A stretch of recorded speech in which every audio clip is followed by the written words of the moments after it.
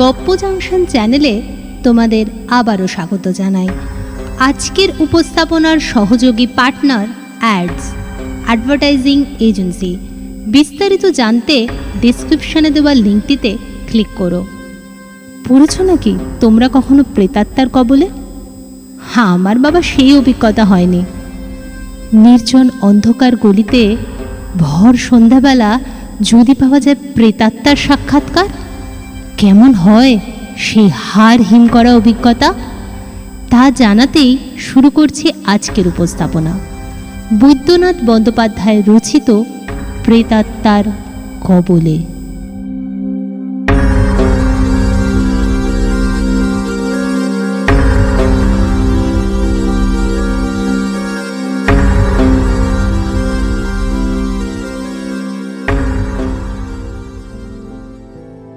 ইংরেজ আমলে আমার দাদু একজন নামকরা ডাক্তার ছিলেন। রুগীদের চাপে সময় মতো স্নান খাওয়াই হয়ে উঠত না। দাদু কিন্তু এই সেবার মধ্যেই আনন্দ পেতেন। রুগী দেখতে যাওয়া আসার জন্য মাসিক ভাড়ায় দাদুর একটা ঘোড়ার গাড়ি ছিল। মায়ের মুখেই শুনেছি সেই সময় বরানগর বা চিতপুর রোড ছিল একেবারে ঝোপ জঙ্গল ভরা। লোকবসতি ছিল না বললেই চলে। মাঝে মাঝে দু একটা পাকা কিংবা মাটির বাড়ি অবশ্য নজরে আসত। পুকুর, ডোবা, ভাগাড়, কুয়ো, ইঁদারার প্রচলন ছিল। গাড়ি বলতে একমাত্রই ঘোড়ার গাড়ি ছিল। রাস্তা তেমন ভালো ছিল না। সেই দিনের কথা মনে পড়াতেই মায়ের মুখ থেকে শোনা একটা গল্প মনে পড়ে গেল। ঘটনাটা কিন্তু সত্যি।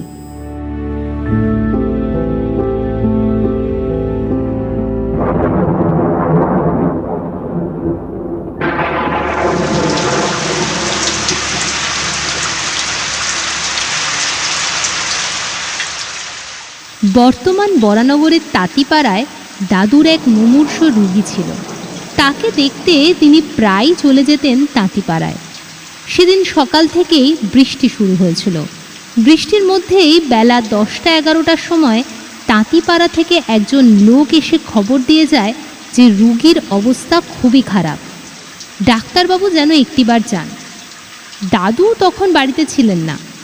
দুপুরে ফিরে খবরটা শুনে তিনি বিকেল 3টের সময় সেই রুগীটিকে দেখতে বেরিয়ে যান। তাঁতিপাড়ায় রুগী দেখে সেখান থেকে বরানগর বাজারের কাছে পৌঁছতেই প্রায় সন্ধে হয়ে গেল।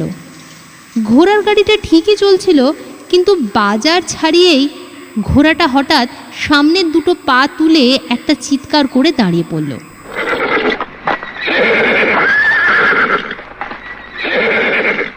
সেদিন আবার গাড়িটার সহিস ছিল না।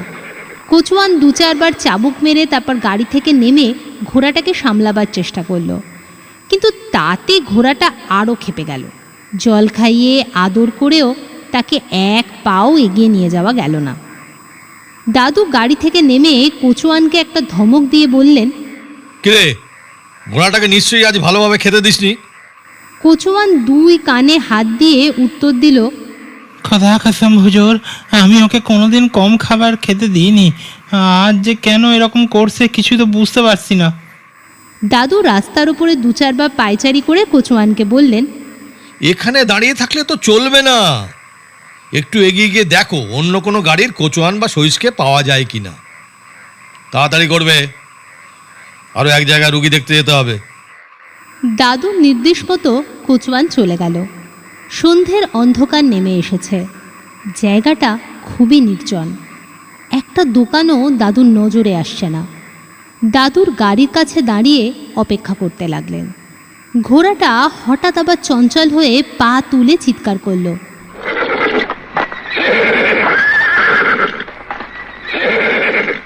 আর প্রায় সঙ্গে সঙ্গেই দাদু শুনতে পেলেন কে যেন ডাক্তারবাবু বলে ডাকছে। দাদু পকেট থেকে ছোট একটা টর্চ বার করে জ্বাললেন। আবছা অন্ধকারে তার মনে হলো জীর্ণ পোশাক পরা একটা লোক তাকে ডাকছে। দাদু তার একটু কাছে এগিয়ে গিয়ে বললেন, কি ব্যাপার, আপনি আমায় ডাকছেন? লোকটা একটু পিছিয়ে গিয়ে বিনয়ের সঙ্গে বলল, হ্যাঁ ডাক্তারবাবু, আপনাকে একজন রোগী দেখতে হবে, এই কাছেই।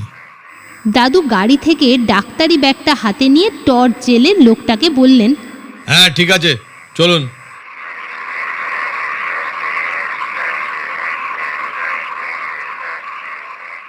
কিছুটা গিয়ে গলির মধ্যে ঢুকে একটা ভাঙা বাড়ির সামনে এসে দাঁড়ালেন তারা। বাড়ির ভেতরে ঢুকতেই দালান চোখে পড়ল। দালানের ওপাশে একটা ঘর দেখিয়ে দিয়ে লোকটা বলল, রোগী ওই ঘরেই আছে, আপনি ভেতরে যান, আমি এখনই আসছি। তাড়াতাড়ি আসবেন, আর রাস্তায় গিয়ে দেখবেন আমার গাড়ির কোচওয়ান ফিরে এসেছে কিনা। যদি ওকে দেখতে পান তাহলে বলবেন আমি এখানে আছি, সে যেন অপেক্ষা করে। লোকটা কোনো উত্তর না দিয়ে মাথাটা নেড়ে নিমেষে অন্ধকারের মধ্যে অদৃশ্য হয়ে গেল। আর কোথাও কোনো সাড়া শব্দ নেই। সেই নির্জন জায়গায় দাঁড়িয়ে চারিদিকে টর্চের আলো ফেলে ভালো করে দেখে নিয়ে লোকটির নির্দেশ মতো এগিয়ে গেলেন দাদু সেই ঘরটার দিকে।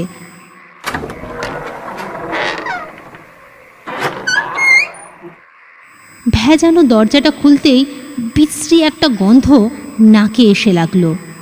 দাদু একটু বিরক্ত হয়েই বললেন, কই রুগী কোথায়? ডাক্তারবাবু, এই যে এদিকে আমি। টর্চের আলোয় সামনে একটা খাট দেখতে পেলেন দাদু। ভাঙা খাটের ওপর নোংরা চাদর মুড়ি দিয়ে কে যেন শুয়ে। বিছানা বালিশ বলতে চারিদিকে শুধু তুলো ছড়ানো আছে, আর কয়েকটা নেংটি ইঁদুর বিছানা জুড়ে ছুটোছুটি করছে। দাদু বুঝলেন লোকটাকে দেখার কেউ নেই।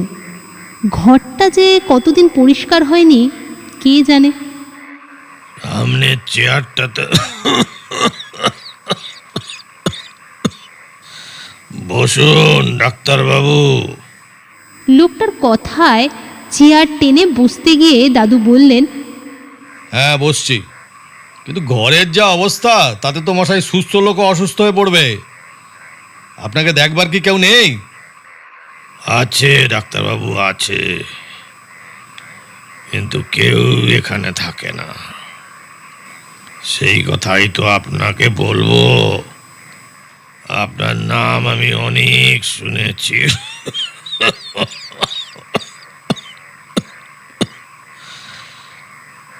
আপনার বাড়িতেও অনেক দিন আগে আমার স্ত্রীকে দেখাতে নিয়ে গিয়েছিলাম, আজ আসেনি। আচ্ছা, যে লোকটি আমায় ডেকে নিয়ে এলো সে কি আপনার কেউ হয়?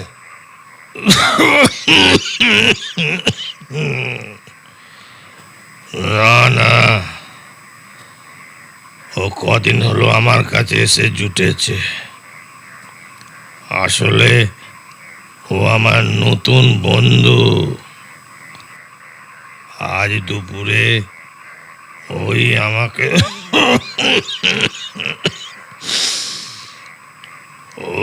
আমাকে খবর দিয়ে নিয়ে গেল যে আপনি এদিকে একটা রোগী দেখতে এসেছেন। আমি তখন ওকে বলেছিলাম যে কোনো উপায় হোক ডাক্তারবাবুকে আমার কাছে একবার নিয়ে এসো, তাকে আমার কিছু বলার আছে।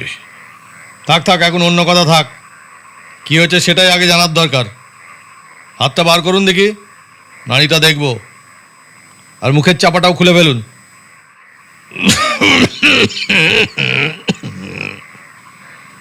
তার আগে আমার কথাগুলো একটু ধৈর্য ধরে শুনতেই হবে আপনাকে। যা বলার তাড়াতাড়ি বলুন, আমাকে আরো রুগী দেখতে যেতে হবে। আপনি যে চেয়ারে বসে আছেন ওরই ঠিক পেছনে দেখুন একটা কাঠের বাক্স আছে। ওর মধ্যে কিছু মূল্যবান কাগজ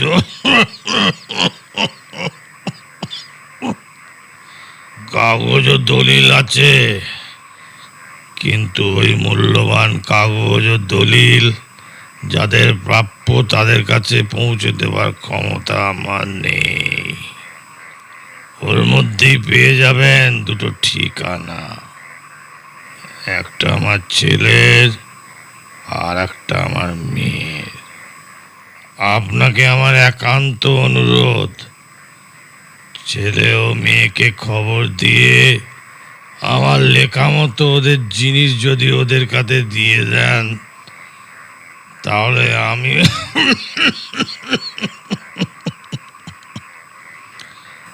তাহলে আমি কৃতজ্ঞ থাকব।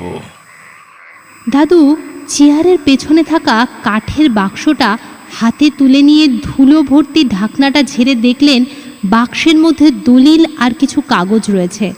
সমস্ত কাগজগুলো বার করে দাদু তার কোটের পকেটের মধ্যে ঢুকিয়ে রেখে বললেন, ঠিক আছে, ঠিক আছে, আমি আপনার ছেলে মেয়ের সন্ধান পেলেই তাদের হাতে এগুলো তুলে দেব। নিন নিন, এবার হাতটা বার করুন, নাড়িটা দেখি। কতদিন ভুগছেন? চাদরটা সরে গিয়ে বেরিয়ে এলো একটা মাংসহীন হাত, আর মুখের চাদরটা খুলে যেতেই দাদু দেখলেন একটা কঙ্কালের মুখ।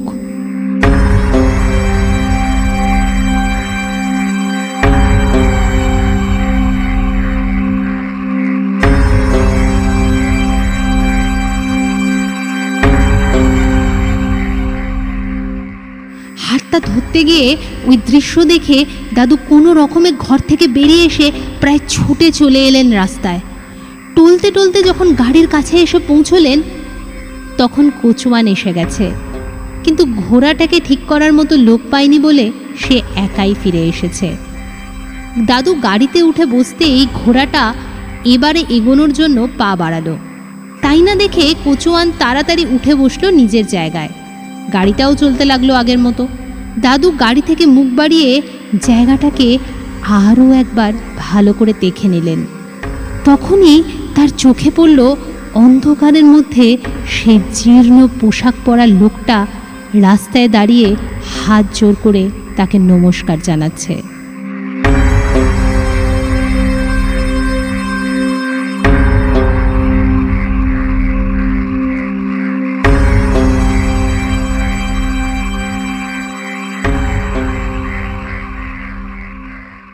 সেদিন রাতে বাড়ি ফিরেই দাদু সবাইকে ঘটনার কথা বলেছিলেন। পরের দিন সকালে মামা আরও কয়েকজনকে সঙ্গে নিয়ে বাড়িটা খুঁজে বার করে সেই ঘরটার ভেতরে ঢুকে দাদু দেখলেন কঙ্কালটা তখনও খাটের ওপরেই পড়া। একটু খোঁজাখুঁজি করতেই আশপাশ থেকে 2-4 লোককে পাওয়া গেল।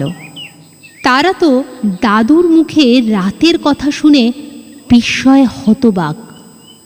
একজন জানালো বাড়ির বুড়োকর্তা অনেক দিন আগেই মারা গিয়েছেন বলে তারা নাকি শুনেছে। বাড়িটাও খালি পড়ে আছে প্রায় বহুদিন ধরেই। ভাঙা বাড়ি আর চারদিকে ঝোপ জঙ্গল দেখে দিনের বেলা তো কেউ এই দিকে আসতে খুব একটা সাহস করে না, তাই কেউই তার মৃত্যুর খবর খুব একটা জানে না। যাই হোক, সকলের চেষ্টায় সেই কঙ্কালটাকে দাহ করে দাদু ও অন্যান্যরা বাড়ি ফিরে এলেন। ঠিকানা দেখে ছেলে ও মেয়েকে খুঁজে বার করতে খুব একটা দেরি হলো না। দাদু তাদেরও সমস্ত ঘটনার কথা জানিয়ে দলিল ও অন্যান্য কাগজপত্র বুঝিয়ে দিয়ে বললেন, ওই বাড়িতে গিয়ে শ্রাদ্ধ শান্তির ব্যবস্থা করো। ভাব বেঁচে থাকতে তাকে তো দেখোনি, অথচ দেখো তোমাদের ওপর মানুষটার কতটা টান। মরে গিয়েও ঠিক তোমাদের পাওনা গন্ডা দিয়ে গেলেন। সেটুকু মনে করে শেষ কাজটা করো, যাতে ওনার আত্মাটা মুক্তি পায়। দাদুর কথা মতো ছেলে ও মেয়ে বাবা শ্রাদ্ধও করেছিল। দাদুও শ্রাদ্ধের সময় সেখানে উপস্থিত ছিলেন।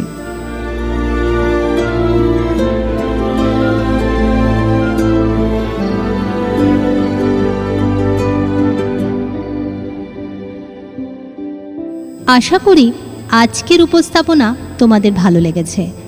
আমাদের উপস্থাপনা যদি তোমাদের ভালো লেগে থাকে তাহলে অবশ্যই চ্যানেলটিকে সাবস্ক্রাইব করতে ভুলো না। কিন্তু তোমাদের এইটুকু প্রচেষ্টাই আমাদের আরও ভালো কাজ করতে উদ্বুদ্ধ করে। তাহলে আজকে এখানেই শেষ করলাম। ফেরত আসবো আবার আগামী সপ্তাহে।